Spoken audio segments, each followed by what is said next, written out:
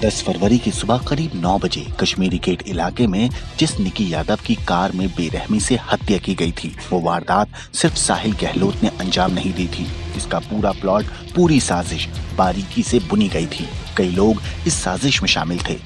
Police की जांच में खुलासा हुआ है कि साहिल के परिवार के कई सदस्य इस साजिश में शामिल थे। पुलिस के मुताबिक साहिल गहलोत के साथ उसके पिता वीरेंद्र सिंह, एक चचेरे भाई आशीष और मौसेरे भाई दिल्ली पुलिस का सिपाही नवीन और 2 दोस्त अमर और लोकेश भी शामिल थे। क्राइम ब्रांच की टीम ने पहले इन लोगों से पूछताछ की और फिर ठोस सबूत मिलने पर पांचों को गिरफ्तार कर लिया। पुलिस ने गिरफ्तार 5 आरोपियों को शुक्रवार की रात 10 बजे कोर्ट में पेश किया। कोर्ट ने सभी आरोपियों को 3 दिन की रिमांड दे दी। अब साहिल के पिता, भाइयों और दोस्तों से इन 3 दिनों में तफसील से पूछताछ करके पुलिस पता करेगी कि निकी के कत्ल की साजिश में किसका किस हद तक रोल था। उनको साहिल के आमने सामने बैठाकर भी पूछताछ होगी और सबूतों की सारी कड़ियों को जोड़ा जाएगा। निकी के मामले में ये भी खुलासा हुआ है कि निकी और साहिल 2020 में ही नोएडा के आर्य समाज मंदिर में शादी कर चुके थे। पुलिस ने शादी का सर्टिफिकेट भी बरामद कर लिया है, यानी निकी के लिव इन में रहने की थ्योरी भी गलत साबित हो चुकी है। निकी और साहिल बतौर पति पत्नी रह रहे थे, लेकिन साहिल का परिवार निकी से अपने बेटी की शादी को मंजूर नहीं कर पा रहा था और आखिर पिछले साल दिसंबर में उन्होंने साहिल की शादी दूसरी लड़की से तय कर दी और फिर एक बड़ी साजिश के तहत 9 फरवरी को दूसरी लड़की से सगाई के कुछ घंटों बाद ही साहिल ने अपनी पहली पत्नी निकी की हत्या कर दी।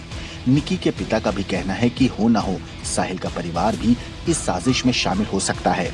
निकी के पिता बार बार गुनहगारों को फांसी की सजा देने की मांग कर रहे हैं।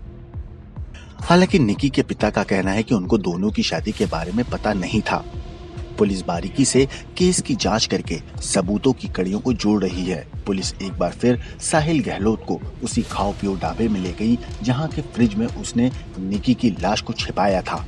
पुलिस कश्मीरी गेट से मित्राओ गांव तक के रूट के सीसीटीवी को भी खंगाल रही है, जिससे कत्ल की जगह से लेकर लाश छिपाने की जगह की हर कड़ी को जोड़ा जा सके। ये भी साफ है कि साहिल काफी शातिर था, इसलिए उसने कत्ल के बाद निकी के फोन से सारा डेटा डिलीट कर दिया था, क्योंकि निकी के फोन में हर वो सबूत था जो साहिल को कानून के शिकंजे में ला सकता था। पुलिस के पास सीसीटीवी फुटेज एक अहम सबूत है। पुलिस को कई सीसीटीवी फुटेज मिले हैं जिसमें साहिल की कार जाती दिखाई दे रही है। इस फुटेज के बाद साहिल के पास सच छिपाने का कोई रास्ता बाकी नहीं रह जाएगा।